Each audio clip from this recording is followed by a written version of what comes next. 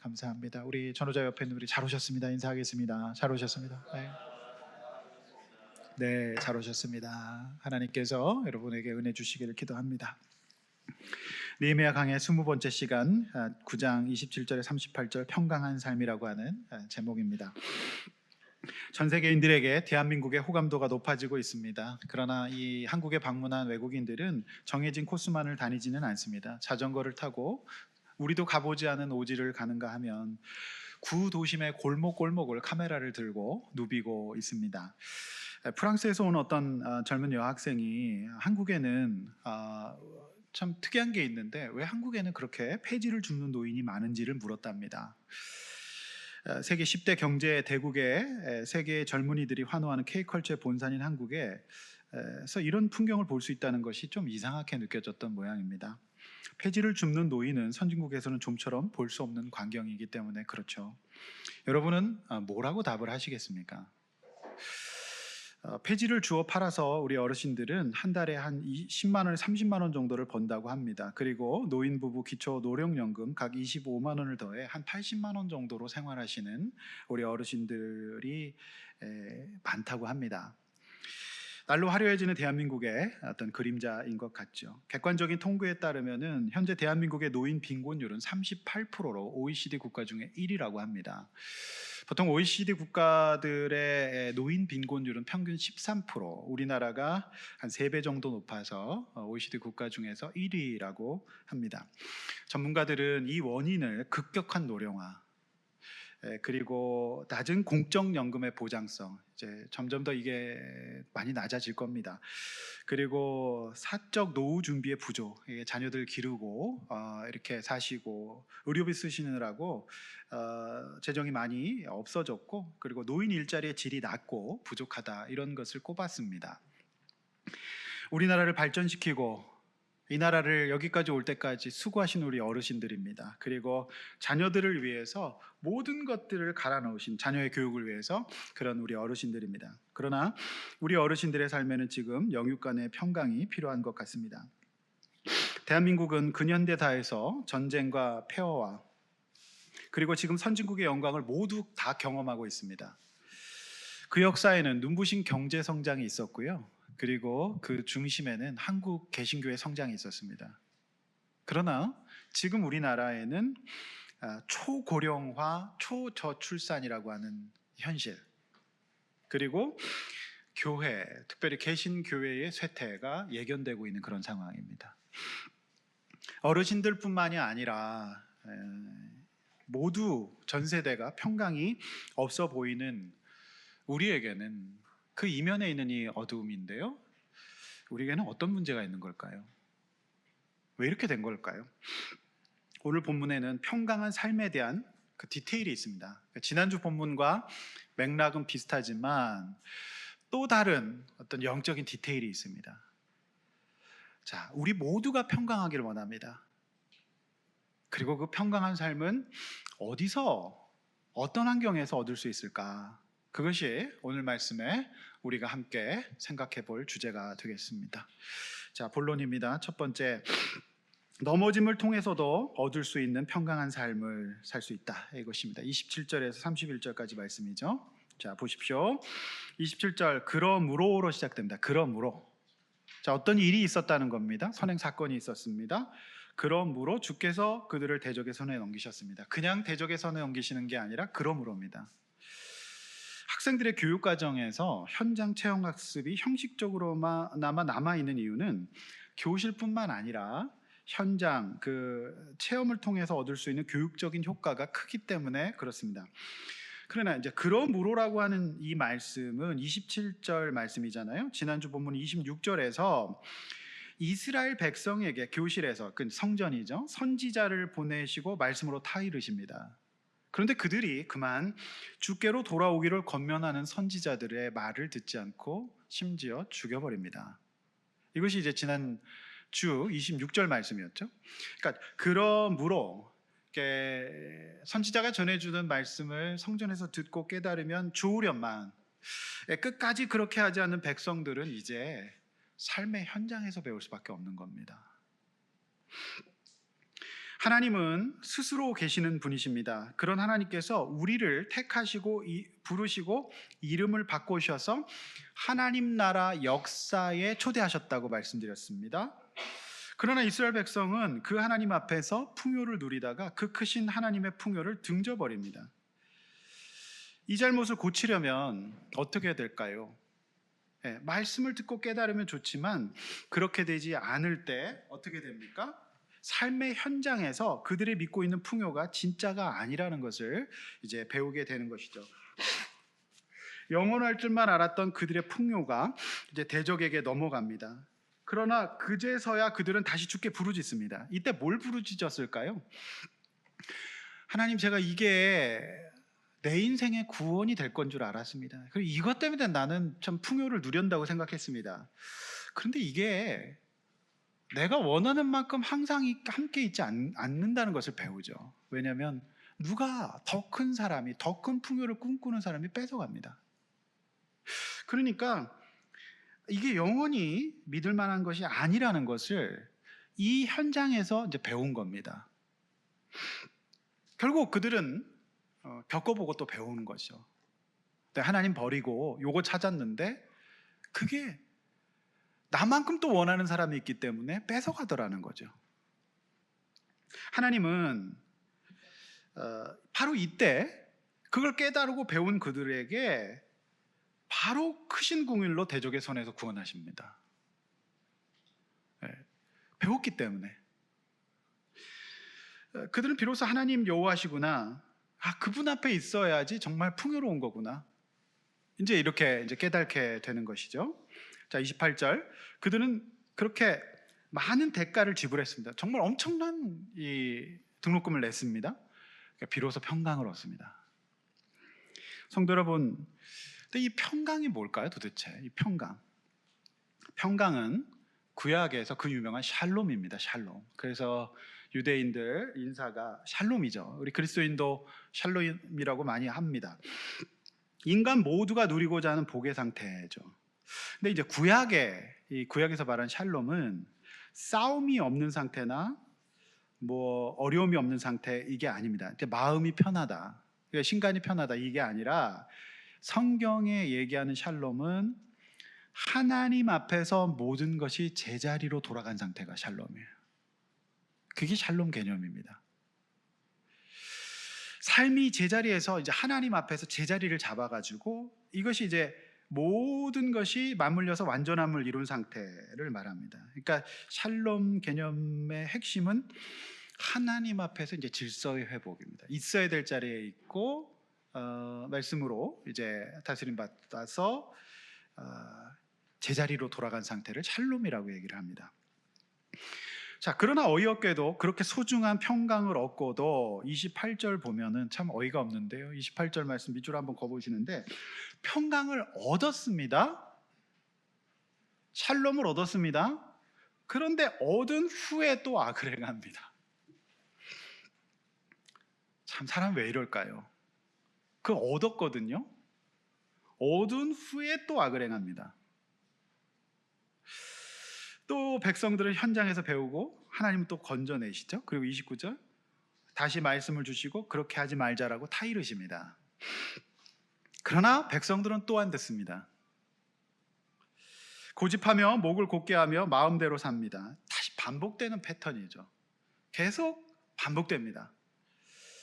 그러면 우리는 왜 이처럼 예배당에서, 그러니까 성전에서 선지자가 전해주는 말씀을 듣고 깨달으면 좋으련만 왜 그때는 안 듣고 꼭 이렇게 넘어짐을 거듭하는 현장에서 배우게 되는 걸까요? 거기서 배울 때만 돌아왔다라고 되어 있습니다. 그거 희한하죠. 왜 이러는 걸까요? 왜 이게 계속 반복되는 걸까요? 성도 여러분, 세월호 사건 이후에 대한민국 학교의 현장 체험학습과 특별히 수학여행은 경기 남부권에서 한두 학교만 실시하고 있습니다. 그러니까 거의 지금 경기 남부권의 고등학교 특별히 보면은 수학여행이 없어졌습니다. 우리 때는, 예전에는 이제 수학여행이 굉장히 중요한 이벤트였죠. 거기서 우리는 참 많은 추억들을 쌓고 새벽에 경주 그 산으로 오르면서 이걸 왜 올라야 되나 싶었지만은 거기서 우리 찬란한 역사에 또 그걸 봤잖아요. 근데 그게 지금 그 단지가 다 망했답니다. 수학여행객이 없어가지고. 그러니까 지금 뭐 설악산도 마찬가지입니다. 예, 없어졌어요. 왜 그런지 아십니까? 제가 이제 운영위원으로 있는 동백고등학교에서도 그게 없어요. 수학여행이. 왜 없는지 아십니까? 이거를 진행을 하려면 선생님들의 수고가 너무 많기 때문에 그래요. 위험 부담이 너무 커서 선생님들은 꺼려 하십니다. 어쩌면 선생님들은 이 활동에 목숨과 직을 걸어야 할 수도 있어요. 문제가 생기면 본인이 목숨을 걸어야 합니다. 그러니 이 사건 이후에 거의 없어졌어요. 너무 부담스러운 일인 겁니다. 형사 책임을 져야 됩니다. 안 하려고 하시죠. 제가 왜 이 말씀을 드리냐면 하나님도 이 체험에 이 세팅을 하시려면 역사를 주관하셔야 되고 이방왕들을 만드셔야 되고 시간을 조정하셔야 되고 많은 일들을 하셔야 됩니다. 즉 하나님 입장에서도 너무 할 일이 많은 거예요. 무엇보다도 마음고생이 발생하고 기다려야 되고 그 환경을 만들어 가십니다. 정말 힘든 과정입니다. 이 과정이. 여러분 그 생각 해보셔야 합니다. 하나님이 그 과정을 인도하시는 겁니다. 이 현장에는 엄청난 하나님의 열심과 수고가 들어간 겁니다. 그래서 여러분 우리가 이제 다음 주에 때 수능입니다. 수능 1등한 친구들은 인터뷰하면 맨날 똑같은 얘기예요. 정말 듣기 싫은 얘기. 학교 수업에 충실했어요. 교과서 중심으로 공부했어요. 근데 그건 사실은 정답일 수 있어요. 왜냐하면 그 선생님들이 문제를 내시거든요. 성도 여러분, 우리 이 자리에서 잘 들읍시다. 오늘 이 예배 시간에 잘 배웁시다. 그러면 돼요. 근데 그걸로 학습이 이루어지면 좋은데 왜 의사들이 그렇게 의대 공부를 마치고 면허증을 따고도 그렇게 힘든 체험 학습을 하는지 아십니까? 사실상 거기서 다 배우기 때문이에요. 깨지면서, 넘어지면서, 수습하면서 거기서 다 배웁니다. 사실상 면허증만 있지 아무것도 할 줄을 몰라요. 그러면 우리 인간이라는 게 그런 구조를 갖고 있기 때문이라는 것을 생각해 보셔야 됩니다. 아시겠죠? 30절 하나님이 우리에게 여러 해 동안 참으셨습니다. 그리고 그들에게 말씀을 넣어주시는데도 그들이 듣지 않자 열방 사람들의 손을, 이거 하나님의 굉장한 프로그램입니다. 힘들어요. 그래서 저는 이게 마음에 와닿아요. 버리신 것이 아니라 우리가 이 과정을 통해서 제발 샬롬의 상태로 돌아오기를 기다리시는 부모의 마음이죠.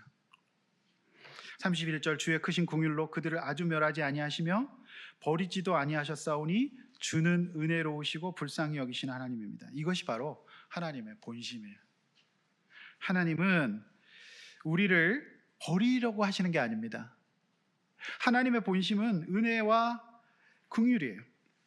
아주 멸하지 아니하시며, 저는 이 말씀에서 참 하나님 마음을 느낄 수가 있었어요. 하나님은 우리가 얼마나 말씀을 벗어나서 악을 행하며 이렇게 살 때 현장에서 배우게 하시는데, 이때 하나님은 우리를 버리고 심판하시는 게 목적이 아닙니다. 저와 여러분들을 이 과정을 통해서 배울 수만 있기 때문에 그래요. 그러니까 안 그랬으면 좋겠는데 이스라엘 백성 계속 반복하는 것은 이게 우리의 구조기 때문에 그런 거거든요. 그래, 그곳에서 이제 깨닫고 돌아오라는 겁니다.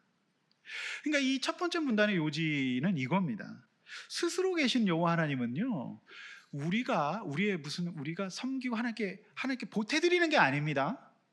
하나님은 그 스스로 여호와 하나님이시기 때문에 충분하십니다. 그분은 자기 스스로 그런 분이신데 우리를 택하시고 부르셔서 이 평강에, 이 충만함에 초대하셔서 구조로 들어오도록 부르신 거거든요. 근데 이거를 말씀을 성전에서 깨닫고 말씀을 듣고 깨달으면 좋으련만 계속해서 고난의 현장에서 실수를 통해서 배우는 일이 아니고서야 깨닫지 못하는 우리를 안타까워하시는 것이죠. 그래서 하나님은 그게 목적이 아니기 때문에 배운 사람, 하나님 앞에 나와서 기도하고 부르짖고 나오는 사람 반드시 바로바로 구원하신다는 겁니다. 이게 오늘 말씀의 요지예요. 여러분 참 그래요. 이게 그러면 성경 우리 교회 안에서만 통용되는 말일까? 이 진리일까? 아닙니다. 세상에서도 똑같습니다. 아이들은 시험이 없으면 공부 안 합니다. 똑같은 거예요. 꽤 오래된 내용인데요. 권오현 전 삼성 종합기술원 사장이 굉장히 베스트셀러인데 초격차라는 책을 썼어요. 어떤 기업이 초격차를 내는 기업이 되는가라는 책이거든요. 그 내용에 보면 이런 내용이 있어요.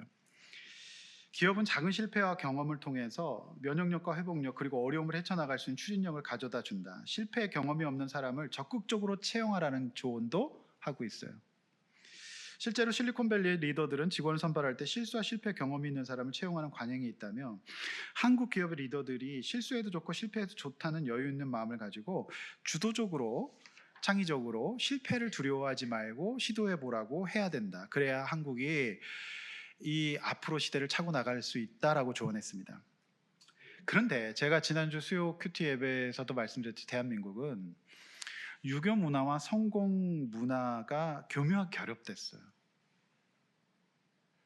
그래서 실패하면 안 된다는 강박관념이 있어요. 실패를 부끄러워하고 과정이 아니라 결과로 받아들여 버리는 특징이 있고요. 유교 문화 때문에 자신의 실패와 약점을 드러내는 것을 쉬쉬합니다.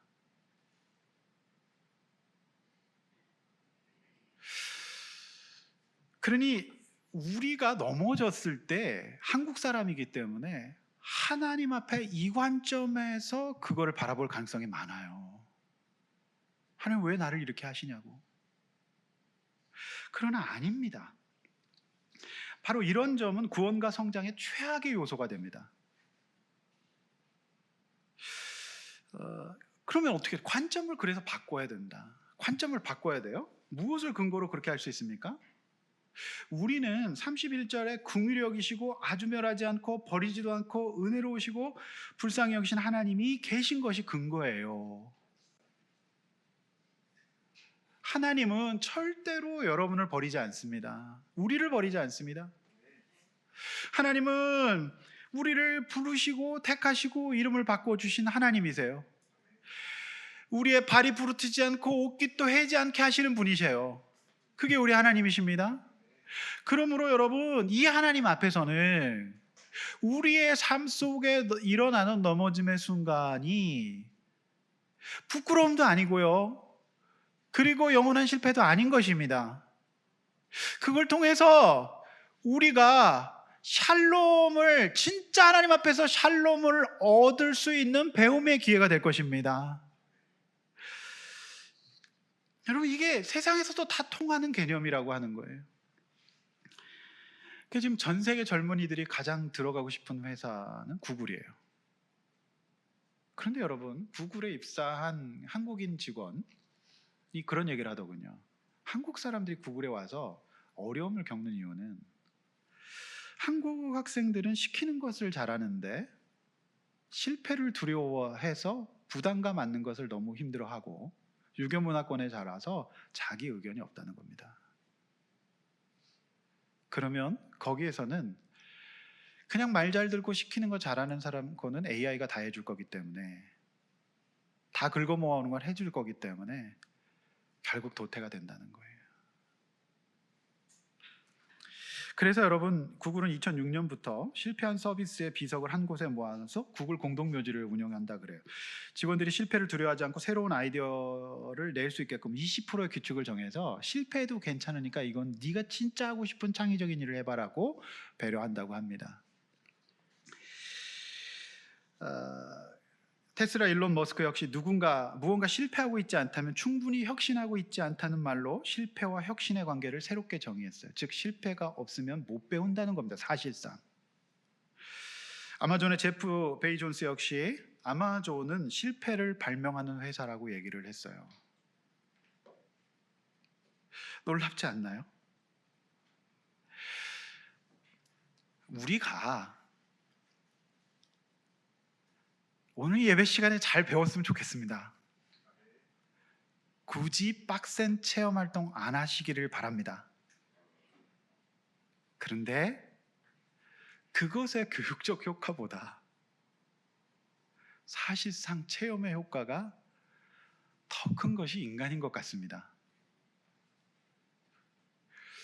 건강관리를 그렇게 중요하게 해도 여러분 수술대 한번 누워본 사람은 정말로 미치도록 건강관리하고 석성산과 법화산을 뛰어다니게 돼 있습니다. 경험했거든요. 여러분, 그래서 하나님은 우리가 배우기를 원하시는데요, 근데 그게 그냥 너 고생해봐라가 아니라 궁휼히 여기시고 버리지도 않고 조금만 거기서 배워서 하나님 앞에 진짜 평강이 무엇인지를 부르짖는 성도는 바로바로 구원하신다는 겁니다. 할렐루야. 저는 목회하면서 진짜 많이 봤어요. 하나님도 힘드세요. 역사를 주관하시려면. 근데 여러분 보세요. 인간은 이 넘어짐을 통해서 인생의 기낭에서 엄청나게 중요한 자산을 여기서 다 얻는답니다. 그 교과서에서 배우는 게 아니에요. 근데 우리 하나님은요, 하나님 본심은 이 31절 말씀이라는 거 진짜 잊지 마세요. 오늘 31절 말씀 밑줄 그어놓고 내내 묵상하십시오. 그러면 우리가 이 관점을 바꿔야 되죠. 넘어짐을 통해서 우리는 진짜 평강을 배우게 될 겁니다. 네. 그래서 여러분 보십시오. 하나님은요, 우리 하나님은 구글과 삼성과 테슬라, 아마존보다 위대하시지 않을까요? 우리 하나님이? 근데 이 기업들이 지금 그거를 배웠잖아요. 그렇죠? 현장 통해서 배운다. 그러니까 진짜 중요한 인간의 본질적인 기능들은 전부 다 도제식일 겁니다. 생명 관련된 일은 특별히 더 그럴 겁니다. 네. 인간 문화재 실습을 교과서로 할 수가 없는 겁니다. 그러니까 저는 이게 참 놀라운 게, 이 기업들이 지금 이렇게 해서 성공하는데 성장하고 있고 배우게 되는데요, 하나님은 수천 년 구약 시대부터 이 방식을 사용하셨어요. 그러니 여러분, 평강이 어디 있겠습니까? 우리 주님께 있는 거죠.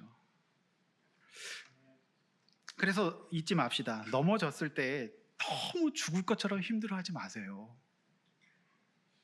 그걸 통해서 배우면 되는 겁니다.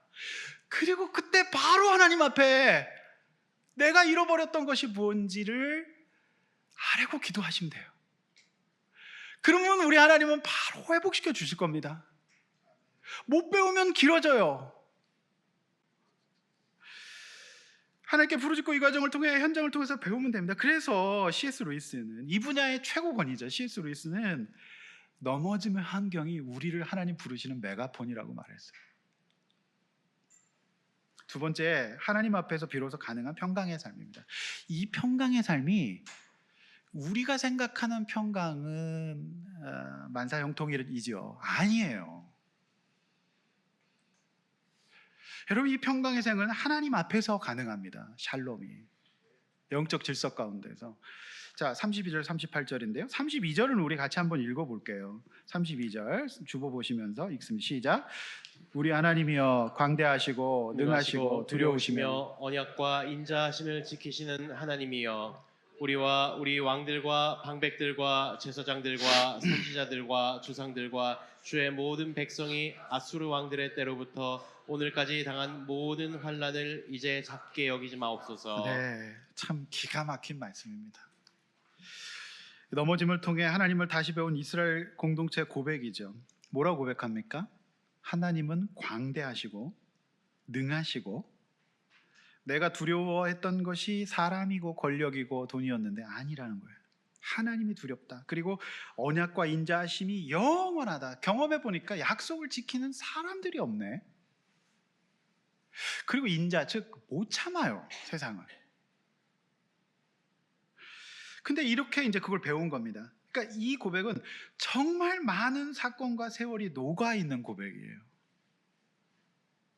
광야 40년 그리고 구약 시대 내내 경험을 해보니까 하나님만큼 넓은 마음을 가지신 분이 없고 하나님만큼 능력 많으신 분이 없다는 것을 배운 겁니다. 여호와 하나님이 어떤 분인지를 배운 거예요. 현장에서 겪어보니 정말 두려울 부분이 세상이 아니라 하나님이라는 것을 배운 겁니다. 그리고 그분은 우리가 믿고 있는 의지하고 있는 세상과 세상의 사람과 비교할 수만큼 없을 만큼 약속을 잘 지키시는 분이시고 이거를 지난날 삶의 현장에서 배운 겁니다. 일종의 이 말씀은 체험 학습 보고서인 겁니다. 네, 그렇게 쓴 거예요. 32절 하반절 말씀처럼 그들은 엄청난 사건을 겪었어요. 결코 작은 일이 아닙니다. 여러분, 우리 성도님들이 지금 우리 모두가 겪고 있는 일이 작은 일입니까 도대체? 그야말로 산전수전 공중전 다 겪으셨죠. 저는 우리 성도님들 얼굴 속에 산전수전 공중전이 느껴집니다. 어찌 작은 일이죠. 진짜 너무 수고하셨잖아요. 엄청난 일 겪으셨죠. 지금도 겪고 계실지 몰라요. 그런데 다시 고백합니다. 33절 체험학습 보고서입니다. 지나고 보니 하나님은 공의로우셨다는 겁니다. 기가 막힌 말씀. 못 배우면, 못 깨달으면 하나님이 틀렸다고 말합니다. 하나님이 나에게 너무하시다고 얘기합니다. 공의롭지 않아요. 그리고 뭐라고 고백합니까? 내가 악을 행했습니다. 그리고 주께서는 나를 진실하게 대하셨습니다. 이렇게 말합니다. 내가 하나님 앞에 진실하지 않았던 거죠. 여러분, 이것이 바로 배운 사람의 고백입니다. 배운 사람의 고백이에요. 하나님을 배운 사람의 고백이에요.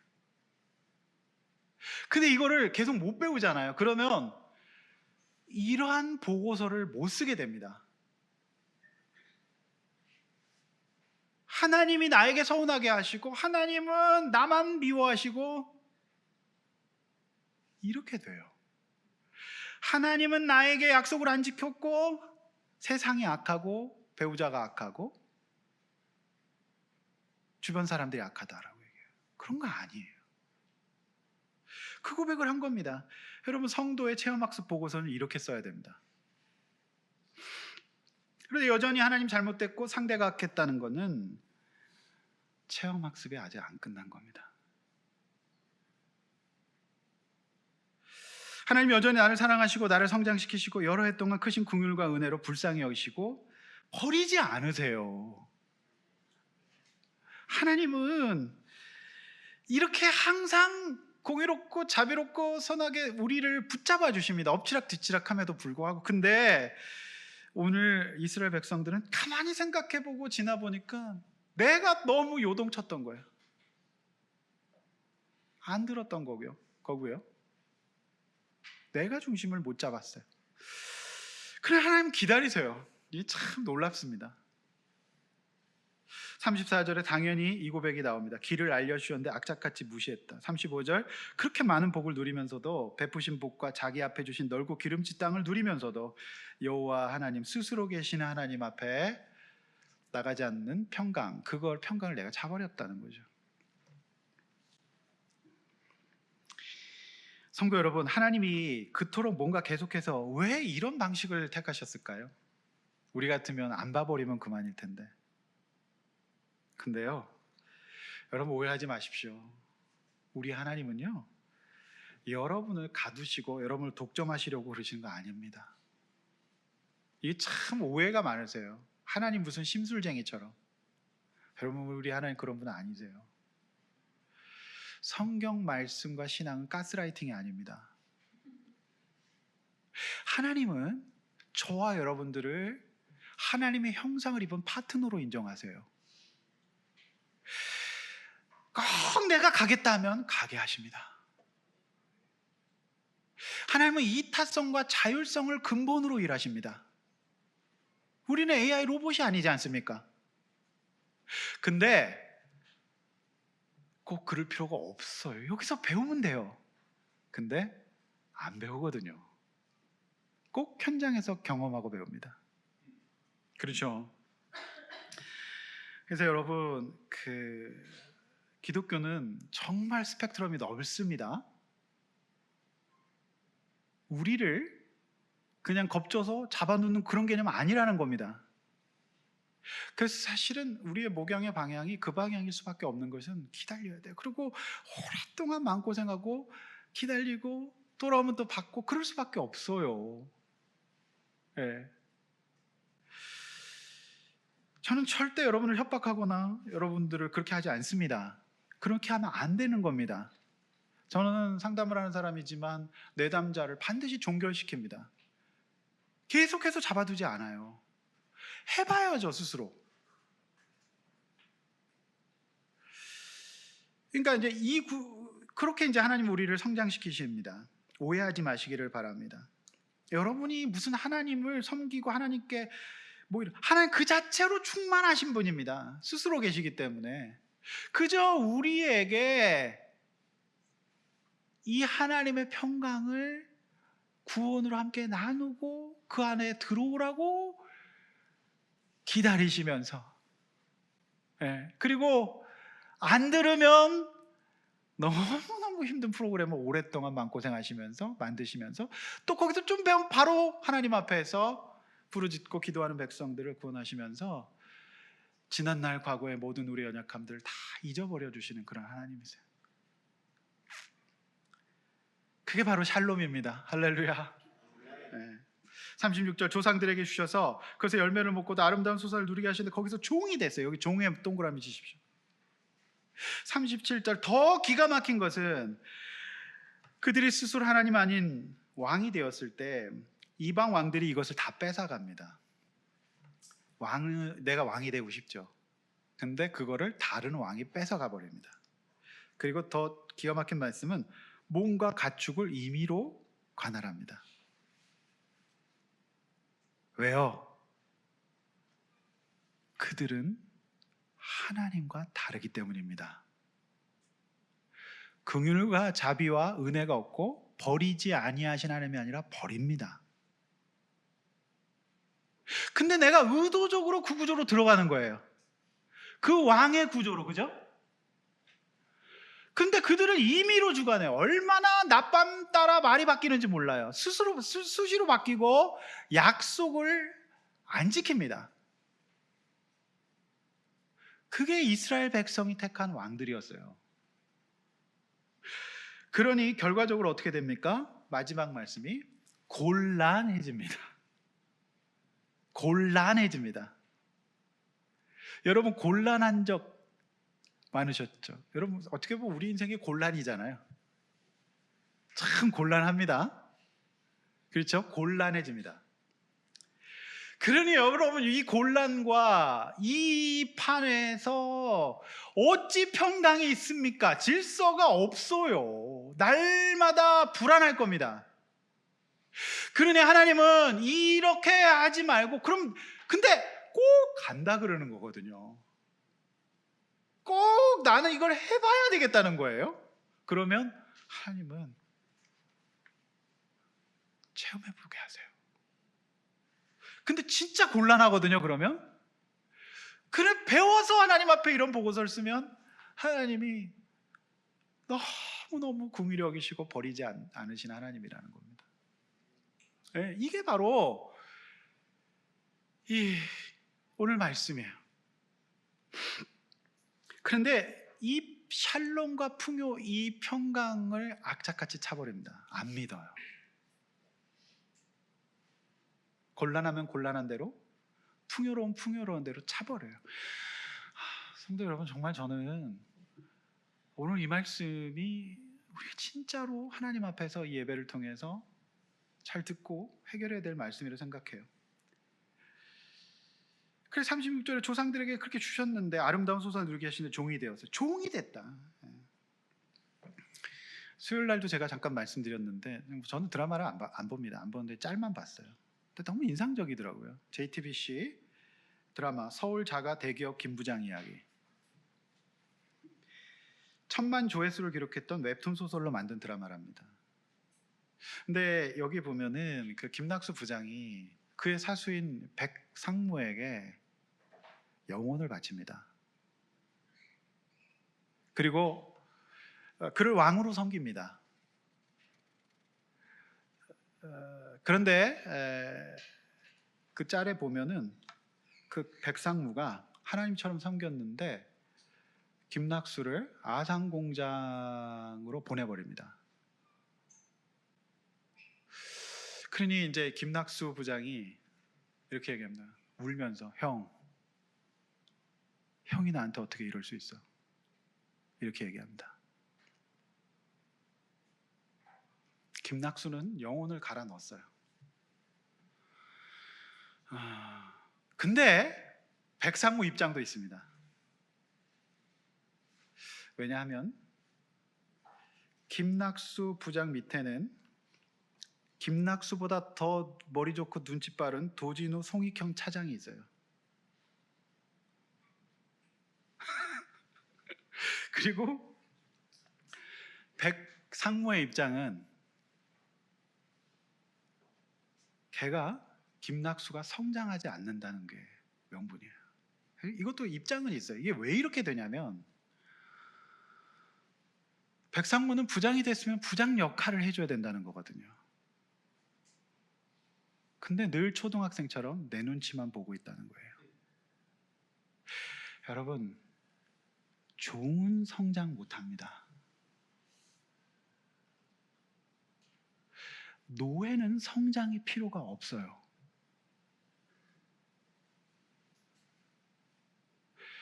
종은 성장 못한다는 말입니다. 근데 이스라엘 백성이 다시 종된 애굽으로 돌아간다. 이건 미친 소리입니다.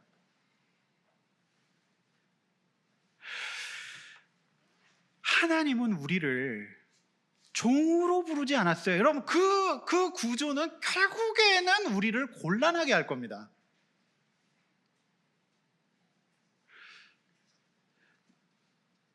누군가 하나님의 자녀가 아니에요. 하나님의 이 형상을 입은 하나님의 평강을 누리는 사람이 자유롭죠. 그런데 종이 어떻게 성장이 일어나겠습니까? 곤란할 뿐이에요. 왜냐하면 종됨을 알고 그 약점을 계속 이용하고 공격할 겁니다.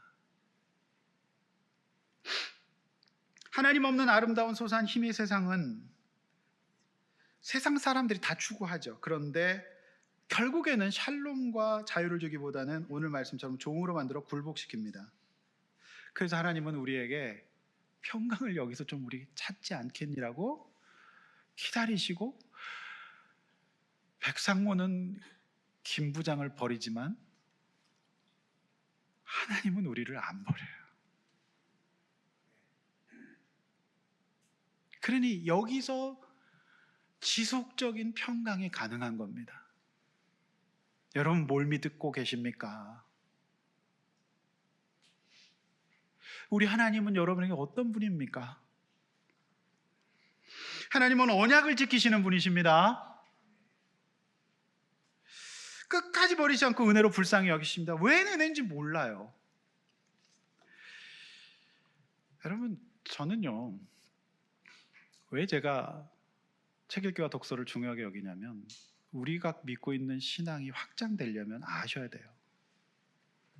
제가 유발 하라리의 책을, 속모 사피엔스라는 책을 읽으면서 무릎을 쳤어요. 어떤 얘기인지 아십니까? 세상 사람들도 아는 거예요. 깊이 묵상한 사람은 압니다. 뭐라고 얘기하세요? 그는 인간 자체가 자연과 문명의 최대 위협이 됐다라고 말합니다. 지구의 최상위 포식자로서 사피엔스는 너무나도 빠른 시간 내에 생태계의 정점에 올라선 나머지 생태계가 인간 욕망에 적응할 시간을 주지 않았고, 치명적인 전쟁과 생태계 파괴를 자행하는 잔인하고 위협적인 인간의 본능을 숨기지 않아서 인간은 곧 자멸의 길로 들어설 수 있다라고 말했습니다. 본문이 바로 이 점을 지적하고 있는 겁니다. 하나님을 떠난 인간의 무질서 가운데는 곤란이 발생될 겁니다. 샬롬이 없기 때문에 뺏고 빼앗길 겁니다. 교만하여 악을 자행하는 그거를 그치지 않을 겁니다. 결국에는 종이 되게 만들 겁니다. 여러분, 그래서 우리에게 하나님께서 이 말씀을 주시고 이 기독교 신앙을 주신 겁니다. 믿으시길 바랍니다. 절대로 여러분들을 무슨 그렇게 하는 거 아닙니다. 그건 이단 사이비에서 하는 짓이에요. 37절 곤란이 심한 상태에 빠지잖아요. 여러분, 제가 서론에서 우리나라가 초고령 초저출산 사회로 들어섰다고 말씀드렸잖아요. 근데 우리나라는 지금 세계 10대 강국이 됐고 K문화, K컬처, K대원의 나라가 됐어요. 근데 외신들이 보는 관점은 좀 다릅니다. 외신들은 굉장히 객관적일 때가 있어요. 여러분, 지금 이제 한국이 2003년 통계가 0.7명입니다. 출산율이. 근데 이제 24년 2분기 통계까지 나왔는데 0.6명입니다. 다른 나라에선 찾아볼 수 없는 초저출생의 늪에 빠진 거예요. 여러분, 초고령 사회, 초저출산 사회는 자멸의 길입니다. 정말 심각한 겁니다. 근데 이 외신은 이탈리아 외신인데 이렇게 썼더라고요. 그럼 대한민국 사회가 초고령 사회, 그러니까 늙어는 가고 오래 살게 되고 그 다음에 빈곤에 빠지고 애들이 태어나지 않는 이 구조가 왜 이렇게 됐는가라는 분석을 이 외신은 이렇게 하고 있습니다. 남녀 불평등과 직장에서 차별이라고 보도하고 있더군요.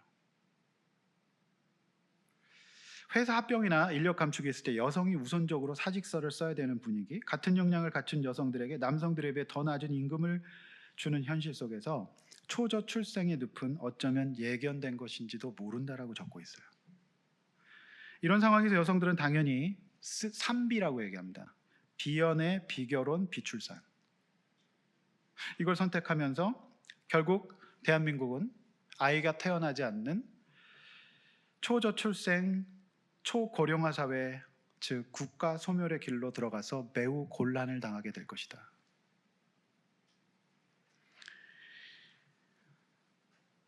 왜 이렇게 된 걸까요? 구약의 정의는 사회적 정의입니다. 약자가 차별받지 않는 정의입니다. 아이들이 태어나지 않는 세상에서 국가적 샬롬은 없는 거예요. 누구보다도 대한민국 사람들은 대처 능력이 빠릅니다. 하여튼 위기 극복은 우리나라가 탑이에요. 스스로 옷깃이 헤어지지 않을 수 있는 능력이 있는 분들입니다. 그런데 저는 이 말씀 보면서 우리 똑똑한 대한민국이 결국에는 하나님의 평강이 점점 없어지고 있다. 왜? 말씀의 구조를 떠나고 있고 안 듣고 있어. 그러면 우리는 혹독하게 대가를 치를 수 있습니다. 성도 여러분, 어떻게 생각하십니까? 제가 말씀드리는 이 기독교 신앙의 정수, 본질은 교회 안에서만 통용되는 게 아니라는 것입니다. 세상이 알고 있어요.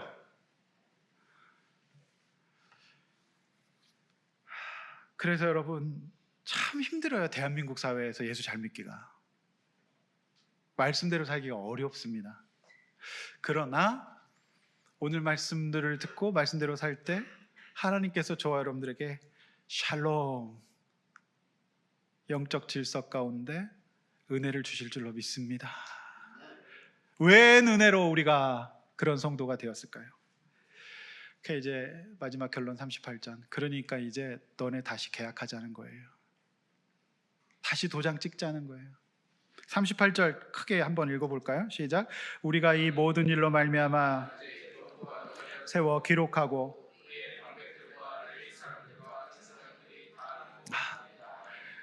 그럼 저 같으면 이런 사람들하고 계약 안 합니다. 근데 하나님은 또 계약하자 그러시네요. 그래서 계약서 쓰고 가자는 거예요. 자, 이렇게 한번 손을 이렇게 해보십시오. 지장 찍읍시다. 자, 우리 하나님 앞에서 다 함께 찍읍시다. 네, 꼭 성경 위에 찍읍시다. 다른 데 평강 없습니다. 하나님 앞에서 인간은 평강할 수 있을 겁니다. 할렐루야. 아멘. 그리고 이 계약이 있기 때문에 여러분 넘어져도 영원히 망하지 않을 겁니다. 넘어져도 일으켜 주실 겁니다. 배우게 하셔서 진짜 평강 누리게 하실 겁니다. 할렐루야. 여러분 이 약속의 말씀 꼭 붙들고 승리하시는 저 여러분들 되시기를 주의 이름으로 축원합니다. 우리 다 함께 찬양하고 기도하겠습니다. 나의 백성이, 오늘 말씀하고 딱 맞는 찬양이에요. 오늘 믿음의 보고서 찬양으로 드립시다. 하나님 앞에 나옵시다. 배웁시다. 하나님 앞에 승리하는 저와 여러분들 될 수 있기를 주의 이름으로 축복합니다. 여러분 이 시간 하나님께서 여러분 기도 듣고 계십니다. 듣고 계십니다. 여러분 기도가 안 나오면 주여라도 하세요. 신음이라도 내세요. 여러분 평강 다른 데서 얻을 수 없어요. 왜냐하면 세상 사람들은 뺏어가거든요. 자기 주머니밖에 몰라요. 약속을 안 지켜요. 오직 우리 하나님 앞에서 평강 찾으십시다. 그래서 내 질서를 잡고 흔들리지 맙시다. 그러면 저는 우리 모든 성도님들 하나님께서 만나와 외출하기와 구름 기둥과 불 기둥과 우리의 발을 부르트지 않고 우리의 옷자락이 해지지 않도록 인도하실 겁니다. 평강을 탄 데서 찾았던 거 회개합시다. 세상은 알고 있어요. 우리나라가 왜 이렇게 됐습니까? 애들이 왜 안 태어나고 유교 문화와 성공주의에 빠져서 넘어짐을 통해서 못 배워요. 그러면 정말 답이 없어요. 정말 이 나라의 민족 불쌍히 여기시고 약자들 소중히 여기고 차별하지 않고 주님 앞에 승리하는 나라, 하나님의 백성 평강한 나라 되게 해달라고 자신과 이 나라 민족 위하여 주여 한번 외쳐 기도합니다. 주여! 아버지 하나님, 우리 모든 성도님들, 아버지 하나님